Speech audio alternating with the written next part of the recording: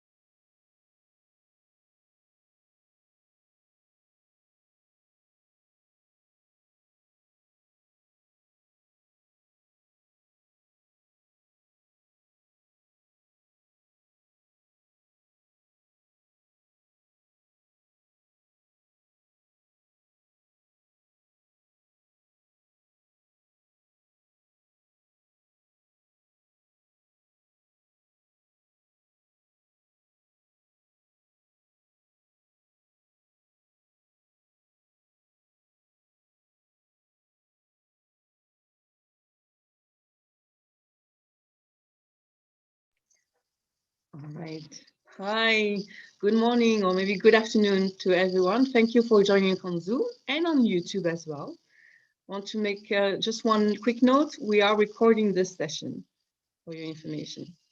My name is Cécile Vernon. I'm the head of the EU office at DSW and I'm your host today.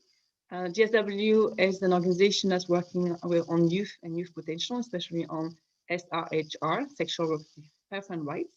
And we're a member of the consortium Countdown 2030 Europe.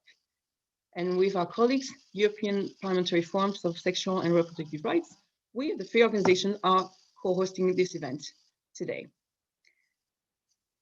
We are now we wanted to organize this event as a side roundtable to the Not Without FP forum as part of the Sihfp conference. And the idea is really to bring a European and an SRHR lens to the discussion.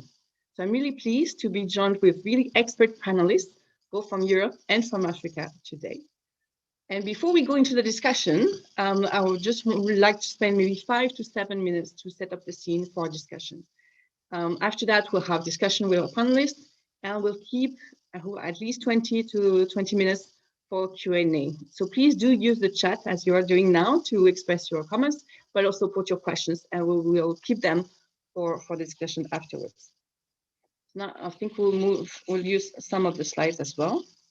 And the idea is really just to show a bit and using some of the studies and the donor tracking reports done by European Civil Society.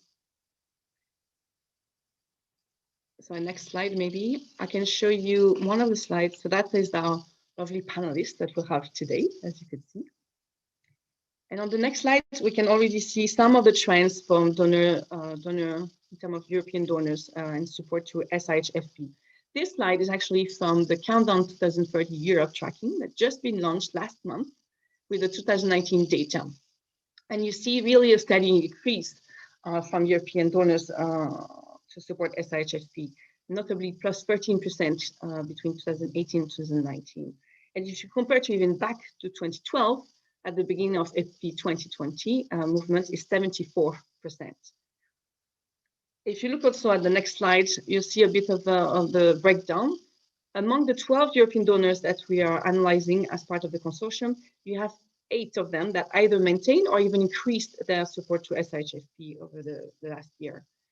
So that's really a commitment. And beyond that, you also have political commitments to those issues, either during at national level, but also international level, and also during the Nairobi ICBD plus 25 summit. Just to mention Finland, as we will have also a representative from the government, Finland has increased by 19% according to our tracker between 2018 and 2019. This is quite noticeable. And one thing that I didn't mention before, but those increases also are quite significant if you consider that the overall amount of ODA over this period remained more or less the same. So it does show a prioritization of our issues within international cooperation.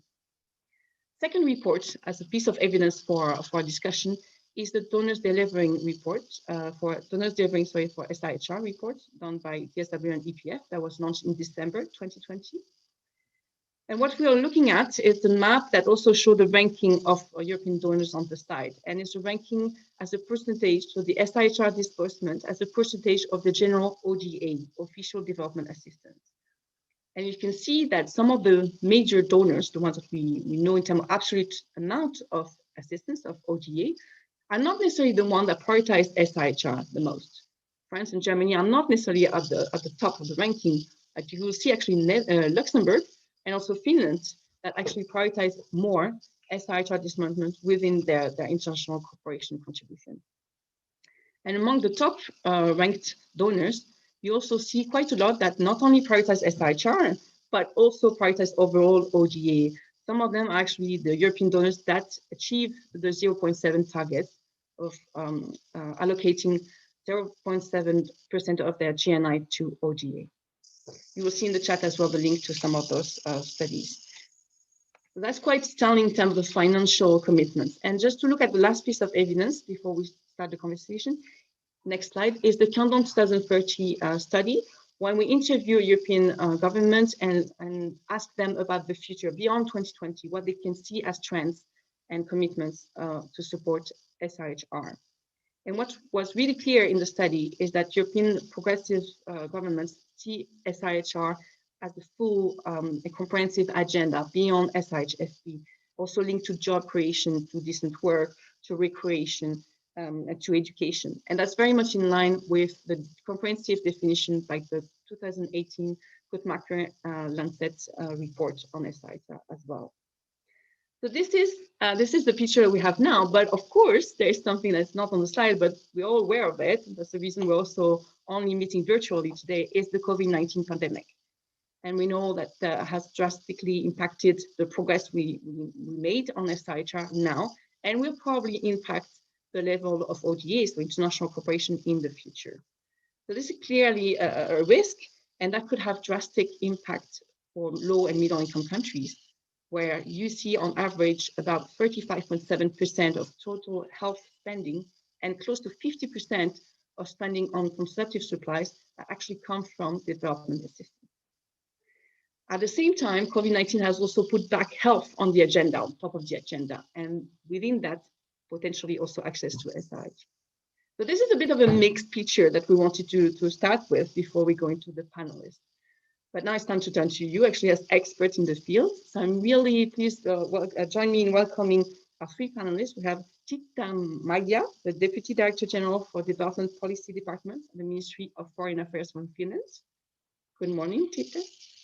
We have also Honorable Abdul Rashid Pelko, Member of the Parliament from Ghana, also the Chairman of the Population Development Network of Members of Parliament.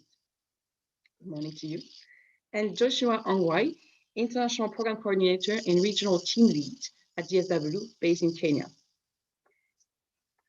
Thank you, and good afternoon. Thank you for joining us, all of you. So I will start with two sets of questions. You will have only 5 minutes each to answer the first question, just to make sure that we allow time for the Q&A at the end. So on YouTube and on Zoom, please do put your questions on the chat box again. So I will start with you, Honorable Pelko. We are more than 1 year since the Nairobi Summit, ICBD plus 25. You are a national policy maker that's really trying to advance the program of action of ICBD, but what have you been able to achieve over this past year? And in general, what can parliamentarians do to advance ICBD agenda?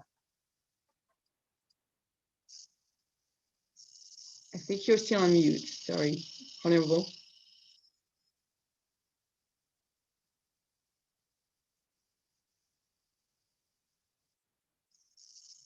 Yes. Thank you. Thank you.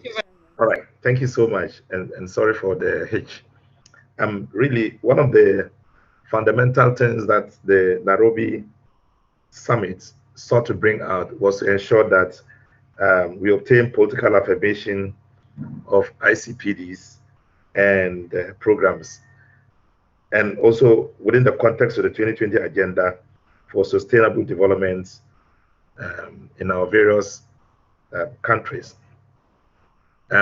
We have in Ghana made sure we commit ourselves directly to the objectives of the Nairobi summit, and never has it been the need for us to commit ourselves to increasing budget and committing more resources in our health needs than now. And so the consideration is higher and the commitment of members are higher. Now, essentially, we, as sexual and reproductive health rights champions who are members of parliament, have increased their activities and have ensured that more and more we ensure government's commitment to higher budgets to health and to tackle these very fundamental problems of reproductive health, and especially all activities that have to do with the our population and development issues. Now, we have, for example, some key areas that we tackle: the national access to family planning and products.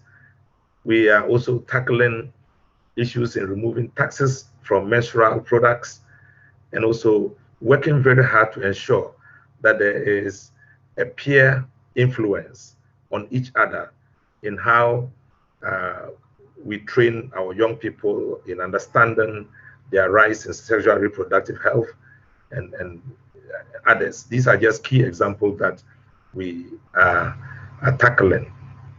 And as members of parliament, we have a core duty to hold the government to its responsibility by implementing budgets that are targeted at activities in dealing with sexual and reproductive health rights. That's our core duty, and we find it very fundamental mandate, and so we work towards achieving that objective. And all the members of my network are aware that it is fundamental to their duty. Essentially, one of the key things that is peculiar to our parliament is that many of the members who are members of parliament also have an influence in the executive, and that's good for us. So it's easier for us to project ideas into the budget or into the policy, general policy framework of government. So we work hard to secure budgetary considerations, that will tackle activities of ICPDs in Ghana. And as chair of the Population and Development Network, from time to time, leading from the front, we work towards helping MPs, not just to speak to the rest of us, but to do so with enough evidence that will help us have practical knowledge about exactly what is happening, and also to ensure we build capacity of members, opportunities to build their capacity to be able to do what exactly we want them to do. So these are very key areas that we are tackling in response to the Nairobi conference. Thank you, Honorable. I think you really highlight how the networking between parliamentarians, but also the role and the core duty as well of parliamentarians, how they also networking themselves, how they can advocate within the parliament with the communities, and also the government themselves with as well as all the aspects of capacity building and also information sharing. That's really good to have you on board to do that. I will turn now to actually to Tita, to Ms. Maya from the Finnish government. So we've seen before, Finland is really one of the supportive governments when it comes to SRHR, even in full. you make commitments as well in Nairobi on ICPD plus 25 summit. I also forgot to mention, but you also have a new humanitarian policy that includes SRHR, well. So it's quite a lot that you're doing, but can you explain how the COVID-19 also pandemic affects and might affect in the future the support for Finland, or even broader, what you can see as a trend for European donors in general? Sure. Well, first of all, thank you so much for inviting me for this important panel. This is a very topical discussion, and it was extremely useful to hear the honorable MP just before me, because I think that it is actually the political decision makers that make all of this happening, and us, like the officials of the government, are tools for the parliamentarians and the politicians to actually make all of this to become true. So as we know, gender equality and sexual and reproductive health and rights are a very long-term commitment for the Finnish government. They have been the cornerstones of our human rights-based foreign policy, but also of our development policy for a very long period of time, which is, I would say, the first lesson that you would need kind of like a long-term commitment. You can make rapid changes, which is very welcome, but I mean, like in the longer term, it's good to have an overall policy that's kind of like encompasses all of these important initiatives. And this is more important than ever because the SRHR agenda has been under the attack for the past decade to the extent that we haven't seen previously. And I have witnessed this serving in our multilateral representations and permanent representations around the world. And we need more parliamentarians, and we need more states to build these alliances. And I would say that one of the very positive signs, of course, now is the change of the US administration and a strong commitment they have now shown to work hand in hand with the progressive European countries on promoting the SRHR agenda. So we welcome this jointly. And then what can we do? I would say that commitments are made by political leaders, and they are kept by the political leaders, and in some cases they are not kept.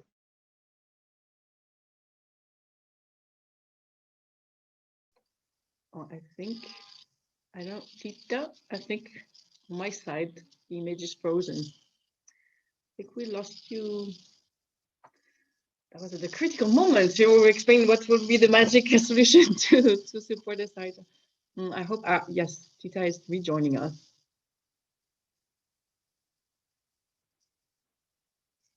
Sorry, we cannot hear you, Tita. That was a problem in your connection. So we just lost. Oh, there was it. So I think just for one minute, actually. We lost you when you were explaining after the alliance with the European donors and other partners. Yes, okay, great. So what we can do now together is that we can make really some political commitments, and one of them was made by our Minister for Development very early on of the pandemic, when he announced that all of our financing for the COVID-19 response would be gender responsive, and stressing that sexual and reproductive health and rights are considered as part of the interventions that we are financing. Then, of course, there is a strong kind of like leaning towards the disability agenda. It is very important for Finland that in the midst of the COVID-19 crisis, we would kind of like address systematically the issues of disability. And we are very happy to see that these are now heavily kind of like reflected in the general responses that we have been financing, also in the agenda of the UNFPA. it needs to be said that many of the countries that we have worked with in the north came up with a very, very rapid response to COVID-19 in general. And I'm, of course, very happy to note that Finland was one of those countries. So we needed to kind of like guide a very, very rapid process to channel more funding for the COVID-19 response, but also to make sure that the like already existing finance is geared towards a gender sensitive response to COVID-19. And that happened actually in many administrations quite rapidly in the course of last year. Now going back to like to the Nairobi summit, our minister made a clear goal commitment that we would increase our funding to UNFPA. And as you mentioned, this is exactly part of the commitment we made and which we kept last year. So our financing went from 20 million to 33 million last year to UNFPA alone. And then, of course, that is topped up by the humanitarian responses we financed by the UNFPA and its allies for the gender sensitive and SRHR solid response for the COVID-19. This is topped by direct funding for country programs by our geographical departments.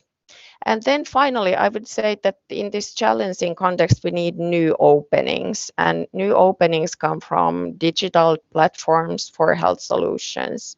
And we are actively promoting those as part of the UN cooperation. And we are very heavily involved in the generation equality process. And we are a co-leader in the action coalition called Technology and Innovation for Gender Equality. And I'm very happy to announce that we are especially addressing the online violence, which affects women and girls much more proportionately than men and boys. So those are the things we can do together. Thank you. Thank you very much. And it's indeed like we're referring to the Generation Equality Forum and the coalition. It's really interesting to see how also SRHR, and as we saw in the Countdown 2030 report, is also actually understood as a broader sense. So it's not only on the access to health, but it's also indeed the digital aspect to it as well. It's really, really interesting to see how that links with other topics and create, as you said, multilateralism and alliance. And we may have time also during the Q&A to discuss that, because of course with the US administration changing, the landscape is changing there, but there are also other forces at the multilateral discussion within Europe as well, but also in Africa and Asia, changing a bit the landscape there. Indeed. I will then move to Joshua Mwai, so that just move you to Eastern Africa. Sorry, I'm back, I think. So we talk about donors trends, but you also have a view on what's happening in reality in Eastern Africa. And you also do a lot of sub and national budget accountabilities. What do you see as the trends in reality, and also in terms of the, not only for the donors, but also on the domestic resources allocated to SRHR? Okay, thank you very much, Cecile, for the opportunity, and I am glad to participate in this panel. I can provide my observations from East Africa, and my focus will be Kenya. I can say that over the years, we are having, as a country, donor funds have been increasing, but I can also say that in specific, DSW, we do budget studies where we analyze the allocations to, especially in specific FP, both at the national level and subnational level.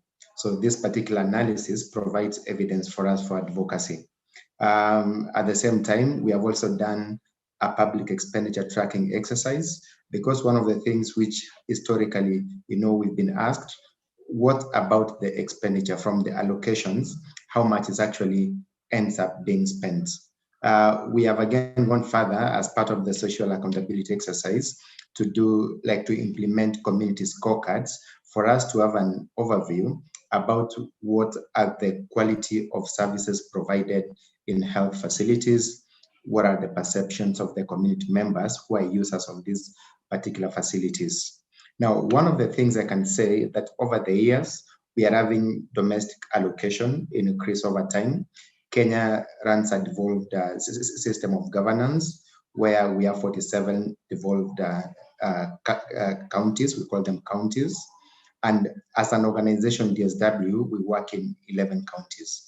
And I can say that in these 11 counties where we work, we have had increased budget allocation of about like between 2, let me say between 1 and about 10%. For example, I can give an example from the last financial year, the current financial year 2020-2021. At the national level, at the same time, we have also recorded increases in terms of allocation from the government.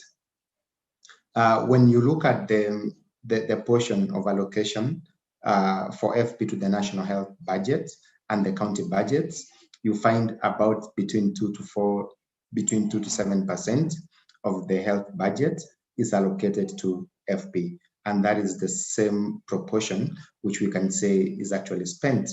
Now, one of the things which is really like a learning when it comes to community, the findings from the social accountability exercise, and in specific the community scorecard. Now, you find that in most health facilities at the grassroots level, where our work is supposed to impact the people at the community level, you find that there are increasingly commodities are becoming available. There are more commodities. And then you find a number of health facilities are offering youth-friendly services where a young person can go to a health facility and then they can be able to access the services. And then as much as we have commodities, of course, the challenges still exist, they persist, whereby you find especially the long-acting and reversible contraceptives are missing at some point. So to a certain extent, like I can say, about between 60 and 70% of the health facilities, especially the ones we surveyed in 2 counties where we are doing a pilot, we noted that they do not have stockouts. So meaning about 30% of the facilities record stockouts. And then because of the segmentation where we have young people, we have persons living with disabilities, then we have young people who are girls and women, and then we have young people who are, young men and boys. You find that when it comes to counseling people receive before they get the services, we also had like a perception where especially people living with the disabilities thought that they are not counseled as they are not receiving the counseling as they should compared to especially young boys. Similarly, like young women also felt that they need more counseling for them to be able to even understand about the FP and other reproductive health information for them to be able to use it. So this is like what we found out. And one of the things which I can say has played a role in like increasing the allocations and sustaining the expenditure is, I can give an example of the Global Health Facility, which I can say is GFF, Global Financing Facility, where the counties are given the allocations, and as well as the national government, especially to buy commodities. And then the allocation which is going to the counties especially is tracked. The indicators are agreed upon, and the funds must be used to whatever has already been agreed on that it is going to be used, addressing particular indicators. And then the timelines are also there when this particular grant has to be spent. And the more you allocate domestic allocation as a county, it means that the more chance you have of receiving more funds from the Global Financing Facility, which is the World Bank grant. So for these particular reasons, such initiatives, they have made it like they've encouraged like catalytic in nature, whereby counties are allocating more resources and they're prioritizing FP, because of such incentivizing on what they're supposed to do. So that's just a brief overview. And this work has been made a success because of the work in advocacy by partners, the media, the advocacy through the budget making process, where, people are able to identify their rights and what they need, and they can ask for them to be included in the government's, priorities and plans for that financial year. So I think that is in brief. Yeah. Yeah, thank you, Joshua. I think this is really good to also put in perspective what Tita, you told us about prioritizing gender responsive action from your government and the policy, and also inclusiveness with people living with disability, and how this is also reflecting, might not be a direct link, but at least the reality in Kenya and in some communities with the scorecard that you did, Joshua, on how some of them actually don't work. And same way with Honorable Pepo, how you brought also the need to include young people, to make them also include in the discussion, make them aware of what's out there. It's clearly a link also in the work of parliamentarians there, not only at national, but also local authorities at some national level. It's full circle. We also touched a bit upon the situation now, but also looking now, turn to the future beyond 2020 or 2021. And there was just the FP 2030 launched last week as well. And I just want to turn a bit towards the future, indeed, the next decade. And I will start with you, Tita Maya. In terms of how you talked to us about the Finnish commitments in Nairobi, and how does that link to FP 2030? And there are quite different pledging platforms to support SRHR. GFF was mentioned by Joshua as well. So how do you see the landscape, and where do you think Finland, maybe European donors, will see the support for SRHR in the future?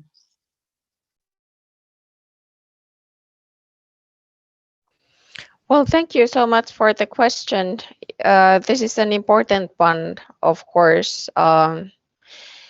I would say that there is a strong understanding that we need to, of course, increase funding or keep it at least at the same level to get good results. We want more coalition builders to join in, but we think also that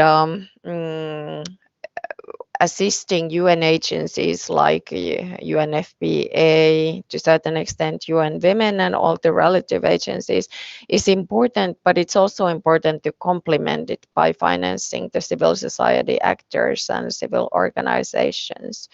And this is what we have been doing, I would say, quite constantly in the last years, and we are absolutely planning on continuing the same trend, also increasing it, hopefully.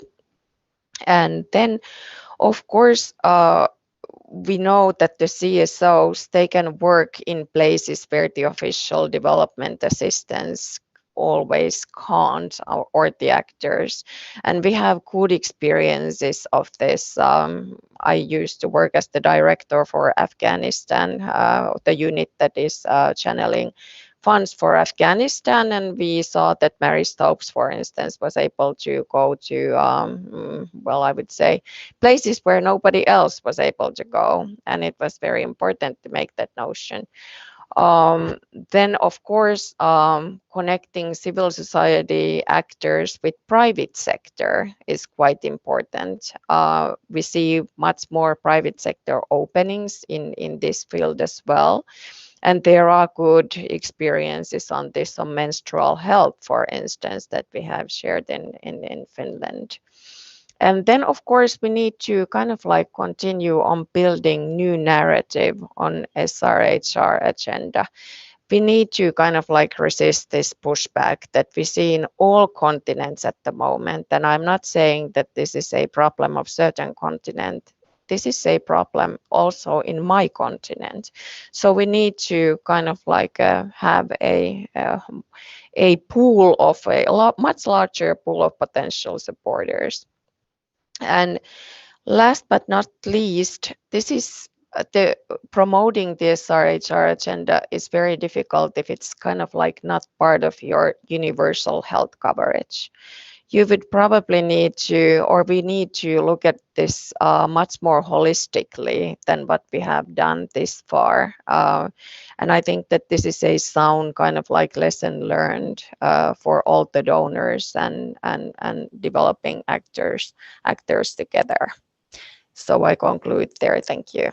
Thank you. Absolutely. I think it's good that you mentioned also the multi-stakeholder engagement and having different type of actors.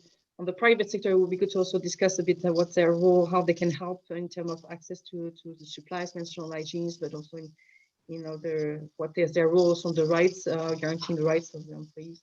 There's a lot to discuss, and then we're just inviting participants to start thinking about the questions, because this is more like a quick last Q&A with the panelists, and then we'll turn to the Q&A very soon. And I'm actually going back to Joshua.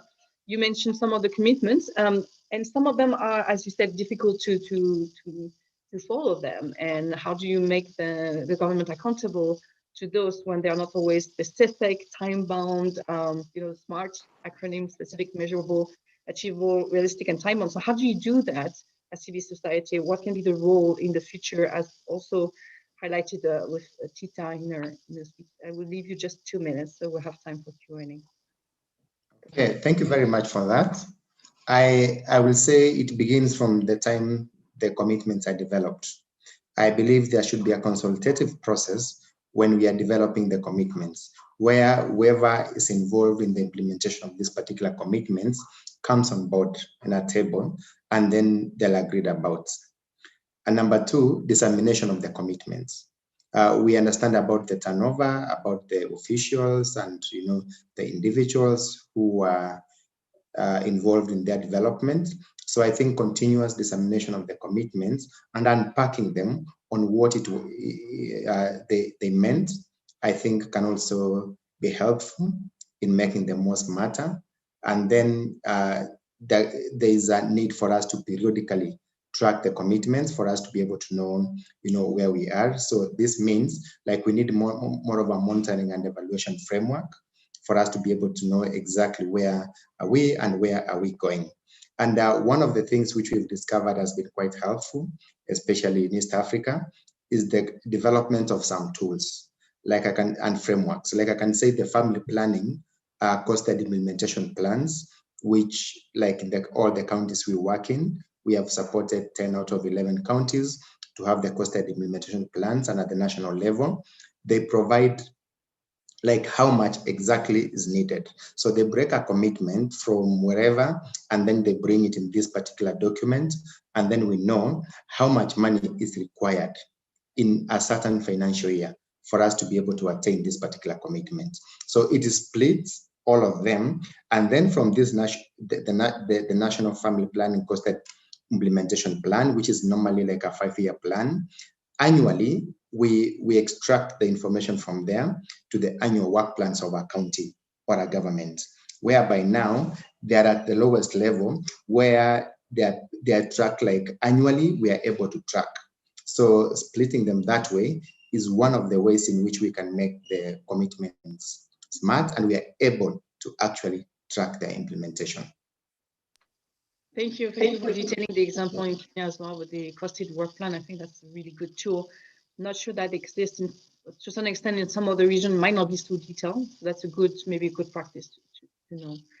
Turning to you, Honorable Pepo. So now from Ghana, so turning to another region as well, Ghana has actually moved to a lower middle income country already in 2011. I understand in 2019, you adopted actually a beyond aid strategy for Kenya. So how can European donors support this strategy from Ghana? How they can help you to reduce the reliance on aid, while still make sure that SRHR is available to all and even the harder to reach communities?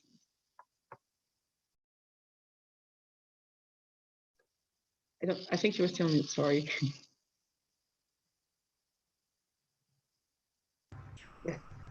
Thank you so much. Thank you. At the heart of the sponsorship of activities regarding population and development, and especially sexual and reproductive health and rights, is the fact that the nation should have the capacity to finance the activities and to ensure that it follows an agenda that tackles it sustainably into a very into the future. And so one thing Ghana has been trying to do is to ensure that we formulate a strategy which is termed Ghana Beyond 8. And this is envisaged to have a lasting value in which Ghana can use local resources to ensure that it stands strong, it stands with a sustainable, strong, resilient economy, so that in the end, you reduce the dependency on donor aid. But that's precisely also the reason these questions are arising. Now, if you envisage to have an independence, or let me say, a less dependency on aids, and aids mostly targeted at supporting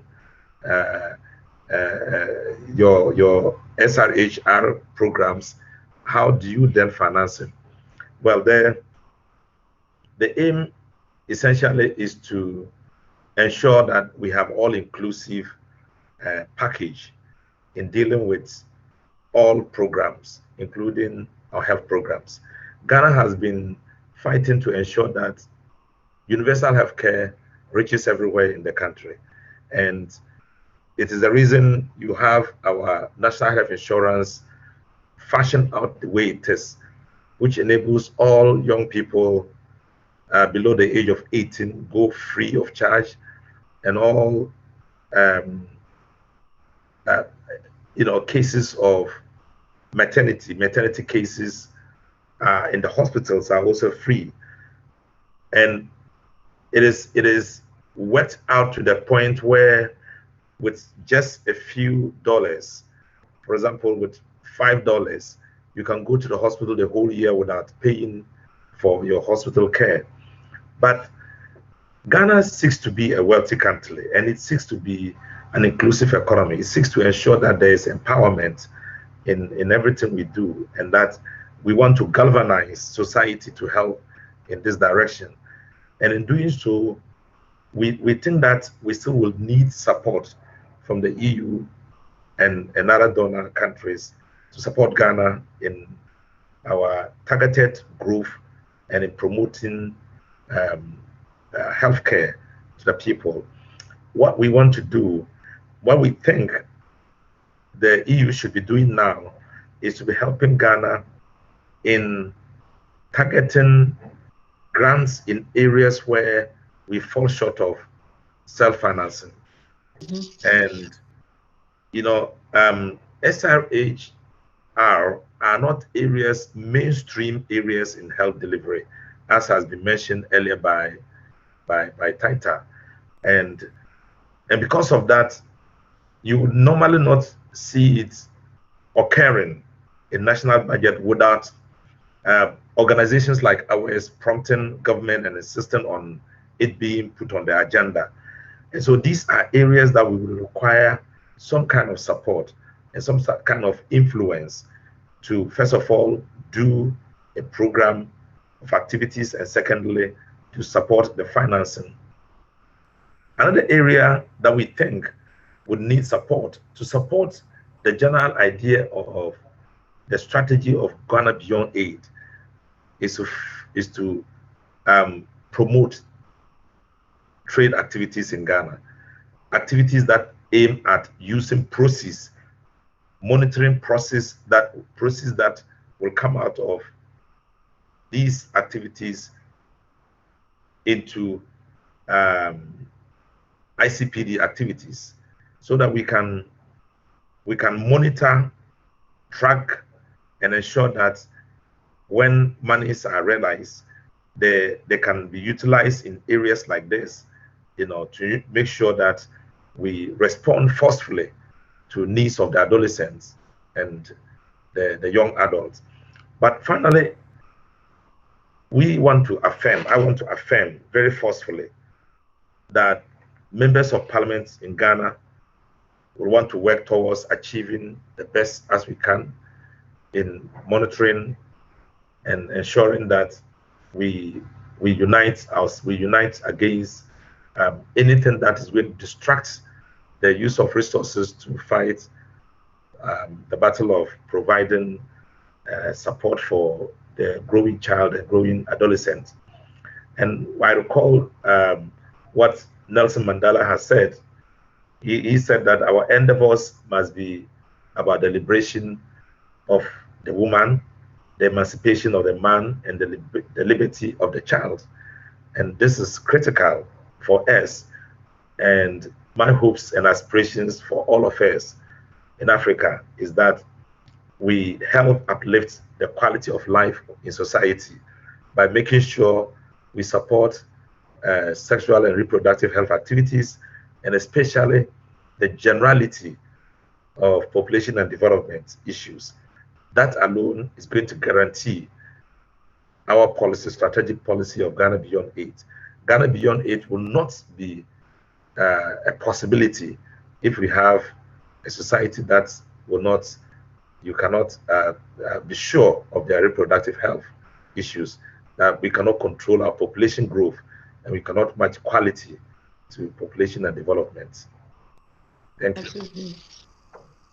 No, thank you very much, Dr. And I think I think we're all completely understand, like, indeed, how SRHR can help to do that, and also having a more sustainable development and rights for all, and make sure that also some opportunities for young people and children and community at large are actually harnessed from the start, especially looking at the huge potential of the youth population in Africa and in other regions as well. Thank you so much for that. I understand you're also working with fellow parliamentarians on maybe a commitment with a letter that we can maybe also share through our social media after this event. I'm still waiting for questions on the chat box. Please use the chat box with the questions. But now I just have actually I want to pick up on things that you all mentioned before. It's UHC, universal health coverage, and how we can try to achieve it, even especially for people most in need, adolescents, vulnerable groups, people in living hard to reach regions, and all of this. So I'm just wondering, picking up on what you just said, Honorable Pelpo, and moving back to, since we have a donor on our table, to Tita, do you think, without committing obviously Finland to anything, do you already have an idea how Finland could maybe support indeed the other countries to achieve UHC, which is, by the way, also a priority for Kenya, I understand? So how can we do that, and how can we ensure that SRHR is part and parcel of UHC as well moving forward? Well, thank you for the question. This is an important one because I would say that without this, the agenda comes to a stop quite soon. And it was very interesting to hear the Honorable MP really I mean, like, very realistically explain the, like the cornerstones and still some blocks that you have in Ghana in order to take the agenda forward. Well, first of all, of course, money is needed. Like there is no going about it. You would need to fund these endeavors. But then again, this is done in many countries already. So there are plenty of examples where we can learn from. Mistakes have been made, what not to do and what to do. And I always say that in the case of Finland, for instance, because we became an industrialized country very late compared to our neighbors, it was a very good lesson for us to go and see what mistakes they had already made, because then we were able to, I would say, avoid them and go directly to issues that are of essence. Then, of course, we need a UN system-wide collaboration on this. This is not primarily a health issue. This is not primarily a women's issue. As the Honorable MP put it, this is everyone's issue. And the UN agenda needs to involve, through its operational organizations, I would say, a wide variety of agencies. We need WHO, we need UNFPA, we need UN Women, we need UNDP to take part of these endeavors. We need to give guidance to responsive governments. of the South. What they need, we need to be very, I would say, attentive to the needs, because the solutions need to be fitted to the country context. It was very interesting to hear our colleague from Kenya also to explain how the local system works there, and how it works then in Ghana. And I was able to sense very much differences already between those two countries, and I can assure you that how the health and reproductive rights and health agenda is organized in Finland is quite different to some of the neighboring countries that we have here in the north. So I would say that those are the essential ingredients we need. And of course, in the case of Finland, all of this is kind of like combined quite well to a public health agenda that is then run through by the cities and municipalities. And this, of course, is the model that will ultimately probably be useful for many, no matter how their public health system delivery is carried out. Thank you. Thank you very much indeed, highlighting the need for funding, but also partnership and having other actors on board, and also not one fits all, right? It's all very context driven, even within the country with some national differences and different groups, different needs. So it needs to be really tailor made. And just to swing by Kenya before going back to Ghana as a response also to this discussion. Joshua, I know UHC is also one of the big priorities right now in Kenya, but do you, on this one or others, do you see opportunities to include SRHR in the coming decades and even beyond Kenya, the big Build Back Better movement after COVID-19? Yes, indeed. UHC is one of the focus areas for Kenya. And 2 years ago, UHC was piloted in 4 counties in Kenya out of the 47. And now the rollout of full UHC in all the counties is actually happening. And we see this as an opportunity for us to, especially as the advocacy groups interested in SRHFP, we see this as an opportunity for us to advocate for the inclusion of FP in UHC.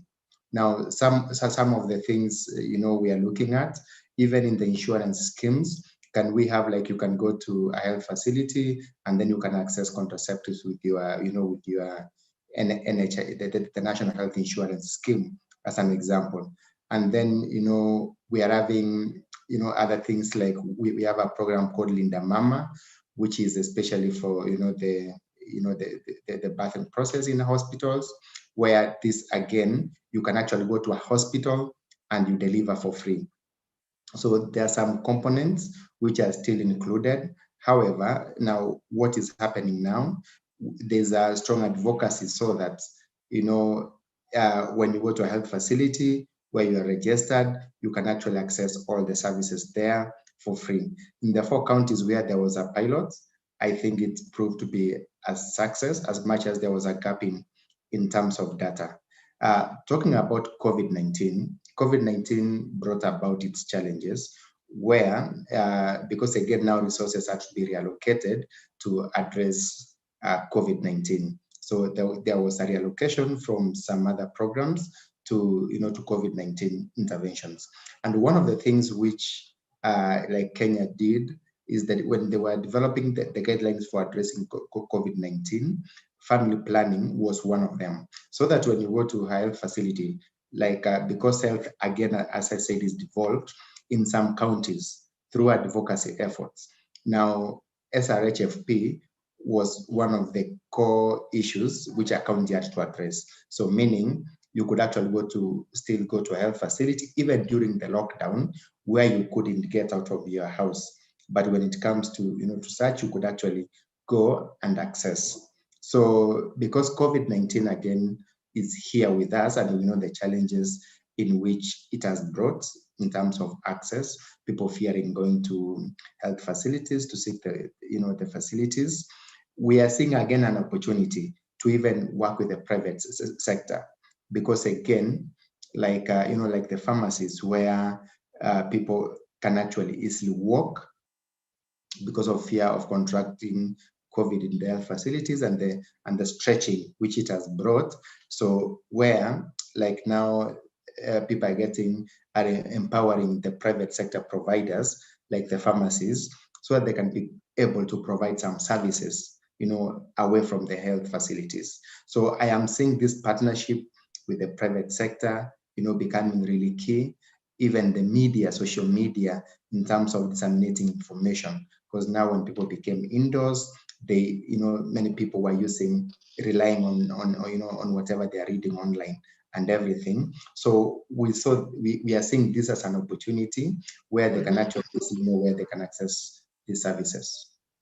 Yeah. That's great. Thank you so much for detailing also how that was rolling out in some parts of Kenya, UHC. Also, to circle back to Honorable Pepo, there was the comment also in the chat box congratulating Ghana for also piloting access to UHC in some regions and now moving up nationally. And there is a question to this that maybe then I'll turn to you to address, and we can also, if we have time, address also the questions of the private sector that might be quite interesting as well. So on the question, it's really about FP commodities, what's highlighted by Joshua as well, and this the percentage, which is close to 50% right now on average, that of the funding for FP commodities actually depends on development assistance still. So what do you see in Ghana? How could we ensure that the commodities will still be available at price, even if government starts to picking up and then development assistance reduced on this? Do you see that in Ghana, and where do you see the possibility for government to make sure that it's still affordable and available? Well, thank you so much. If I hear you right, Ghana is implementing the National Health Insurance Scheme, which takes care of the health of young people and the old people. Anybody above the age of 70 goes to hospital free. Anybody between the age of 1 and 18 goes to the hospital free. Indigent in society who are unable to take care of their kids are also free to attend to hospital. We also have MPs who are champions of sexual and reproductive health and rights, and we are multiplying in our numbers in our communities to tackle the issues of SRHRs and to make sure we spread the message far and wide. Funding is critical, and as it is, mostly it is from external sources that we get more than at least about 50% of the funding for the external activities such as educating and implementing SRHR activities at community levels. They are mostly done by community health organizations, community NGOs, and also development agencies throughout the country. But funding is mostly from the budget as well. And we make sure that as members of parliament, we insist in adding any funding that will tackle the challenge of implementing SRHR activities. And it's because we know that between now, at this very moment, in the midst of COVID, it is unavoidable that funding should go higher. It's unacceptable that any funding should reduce in health. And we are keen at making sure we follow it to the letter and make sure implementation of activities are also monitored and reported back to Parliament. So cost is a problem, but the little resource we can provide as a nation, we make sure those resources are released for the purpose of implementing a totality of health care for the nation. And so it is our avowed expectation that even in the midst of COVID, much more can be done. Thank you. I just realized the time as well. I think we'll have to finish on this note, but it's actually really a key note to say that there's a lot that can be done with a multi-stakeholder approach, like today, actually having parliamentarian civil society and governments together working in hands to make sure that SRHR is a reality for most and for the one that really are in need. And unfortunately, we'll have to wrap up with that. There is a question on the chat that we've noted, and that's was from Joshua. So, we will actually respond to you by email on this. That was to expand a bit on the practice in Kenya and what are the tools that can be maybe replicated. But I think it's really important to also finish on the note on UHG, because that's also is one of the key topics for the forum, the official forum that will start just now until tomorrow. So that was meant to be a side event to actually start the discussion and to feed that into the forum. So that's great. Thank you so much for all the panelists, Honorable people, Tita, Maya, and Joshua Ongwai for being with us today. That was really a fruitful discussion, I think. Thank you for your questions and your comments on Zoom and on YouTube. Thank you again. We will actually put everything online on Countdown and on Countdown 2030 Europe, DSW and EPF website. So you will see the studies we just mentioned, and also maybe some other initiatives like a letter with parliamentarians in the future.